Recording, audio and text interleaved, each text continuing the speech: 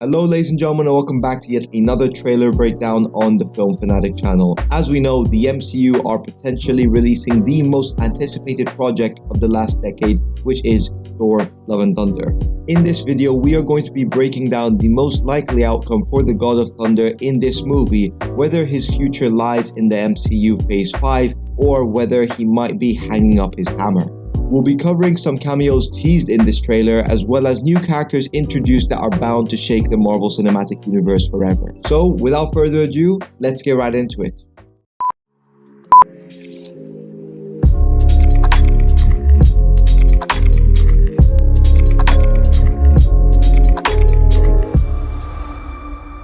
Kids, get your popcorn now.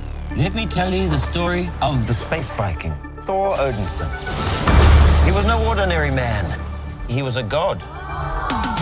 So the music we heard in the teaser by Guns N' Roses is continued in the trailer with a more electric type of instrumental, and we obviously have Korg already making an appearance in the first few seconds of this trailer, narrating a story to a blue species. Now I'm pretty sure this species belongs to Yondu, who obviously passed away at the end of Guardians of the Galaxy 2, and I think the Guardians are actually protecting this species, as we've seen a scene of them protecting them before. Maybe this is just Peter Quill's way of paying back the respect that Yondu gave towards him.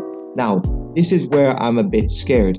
Korg is clearly speaking about Thor in past tense, using words like he was a god. Kids, get your popcorn now. Let me tell you the story of the space Viking, Thor Odinson. He was no ordinary man. He was a god. Now, these are my two theories. He could either be narrating this at the fact that Thor is leaving, his throne at the end of the movie, or even Thor might have passed away, or Thor hasn't been seen for a while and he's taken a step back, as he obviously said in the teaser that his hands were once used for battle. So maybe he just hasn't been in the game for quite a while, so Korg is just talking about an old friend he used to know, before long knowing that he's coming back. Either way, it doesn't look too good, with the fact that we might already be having a sense of Thor being lost at the end of this film. Leaving planet Earth for the 500th time, Thor set off on a new journey. Well, he got in shape. He went from dad bod to god bod. And after all that, Mjolnir, he reclaimed his title as the one and only Thor. Oh, spoke too soon. Jane? The next sequence of this trailer opens with a field and obviously a look at New Asgard, situated in Norway. However, this green patch of grass, this area, it really does look like the same place that Hela destroyed the Mjolnir hammer, and also the place that Odin passed away. So maybe this is where Jane will reform Mjolnir and obviously take it into battle when she meets Thor in this clip. We obviously get this scene, which we have seen before, of Thor training to get back in shape after the mess he made of himself in Avengers Endgame, which I really like that they've hinted back at, because the MCU is notorious for linking things together and making sure things make sense, to not drift off any storyline or to create any new plot holes. But this is the scene. Thor is surrounded by a lot of people, including civilians, not only just the fighters or the protectors of Asgard. We see a lot of people fighting off these symbiote-based creatures, which I'm sure we will learn more about in future trailers to come. But then he obviously gets reunited with a reassembled Mjolnir before it falling into the hands of Jane. But this is where people get confused.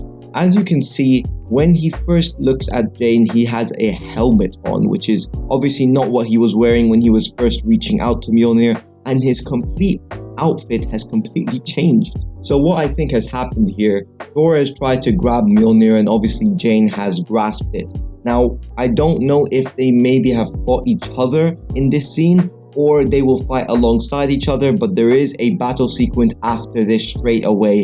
You can obviously tell that Thor is going to change his outfit into something more, shielded, something more powerful, something that you would relate more to a god of thunder. So whether they fight alongside each other or fight directly against each other, we'll have to wait and see. But this does cause Thor to grab a helmet with him, as well as completely upgrade his suit.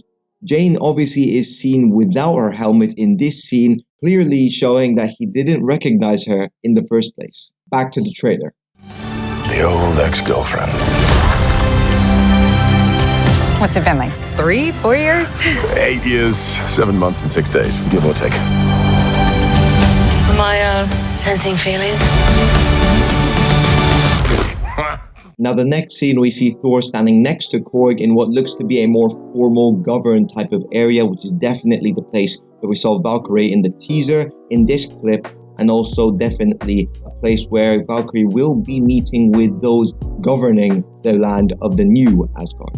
We then see a clip of Jane riding a Pegasus into this orange wormhole, which leads her into a place where you can see heads of statues, which is then followed by a clip where we can confirm these golden statues representing huge figures in the MCU, consisting of unbelievably powerful cosmic entities such as the Living Tribunal, who we actually saw in Doctor Strange, however we didn't really get to expand on that. The Watcher, who was an integral part to the What If series, the animated series that Marvel released. Lady Death, who we haven't really had any link with in the Marvel Cinematic Universe so far, but is a huge figure in the Marvel comics. And finally, a round-shaped figure, which is definitely what looks like Infinity, the sister to Eternity, a cosmic figure as well. However, regardless, I really do believe these cosmic entities will be the ones who will help Jane to be worthy of a reassembled Mjolnir.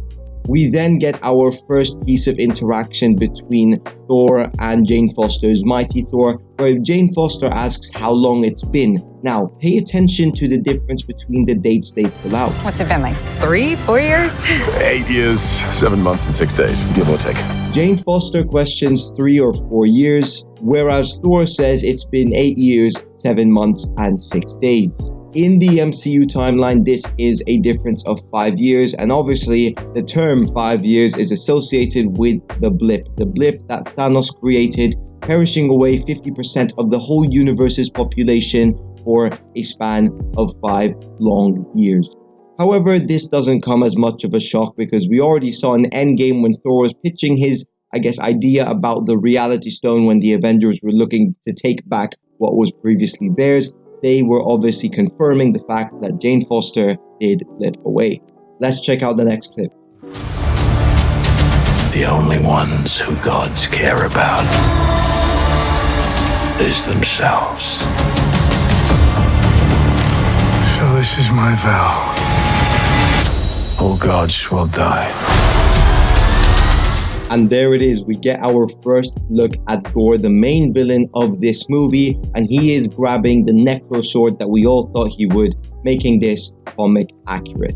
We hear his vow that because gods apparently only care about themselves, he vows to kill them all, which obviously raises the question on Thor's safety, whether he might sacrifice himself or not. But to be honest, I really do feel in this movie we are going to be getting a very sad sacrifice. Now, in terms of the visuals, we can clearly tell that Gorr is completely associated by black and white, and he is portrayed as such a menacing figure in this trailer. I mean, his look is just fantastic. It might not be the most comic accurate, but not everything has to be, and I simply love the look on Thor's face where he sees a behemoth looking type of god fallen to his knees, where Gorr has eliminated yet another god. Just simply the introduction with all the terror elements it possesses, with the horror that Gorr gives off just from his appearance, that Gorr is going to go down as one of the best MCU villains that we have ever seen, and the power that he might possess within his Necro Sword could be something that the MCU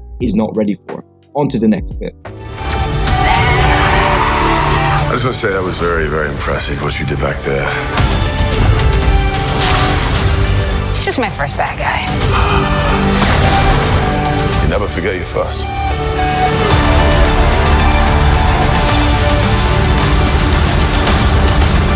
You are not like the other gods of kill.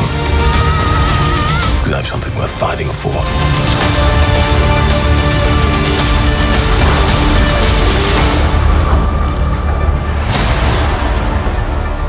So as we can see, we get yet another look of the boat that Thor takes with Jane Foster and Valkyrie on board. I'm sure there are plenty of other characters we see on this ship, however they're not shown in this specific clip.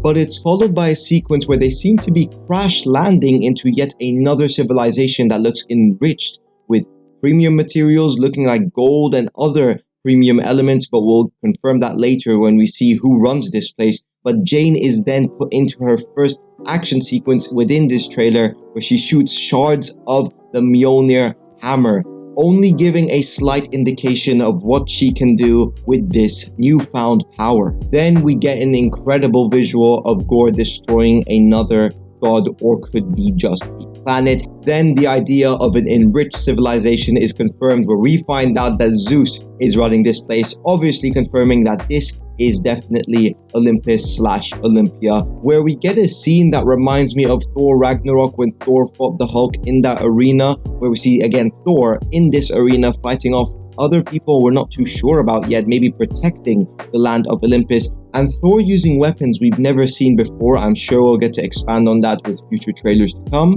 A shot of Nebula and Drax, further confirming their appearance in Thor Love and Thunder, as well as a final scene which gives us a lot of insight in terms of what to expect. We see Thor and Jane holding hands, embracing each other before going into an area, a setting that looks completely colorless, further expanding on my theory that Gorr is draining color out of the universe. And then we see Thor and Valkyrie taking off the madman, but Valkyrie fighting off Gorr with a lightning bolt.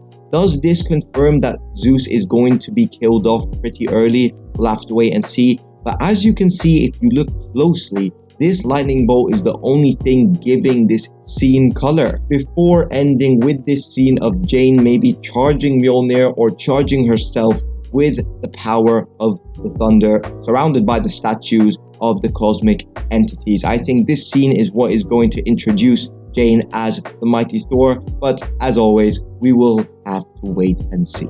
So guys, that is going to be the end of my Thor Love and Thunder breakdown and analysis. Let me know what you guys think of my theories, and also make sure to like and subscribe for more trailer breakdowns of everything that you love. Also, make sure to let me know in the comments down below who you think will not be making it out of this movie alive, because there is definitely going to be some very emotional moments, some love and some thunder. As always guys, I'll see you in the next video. Take care and peace.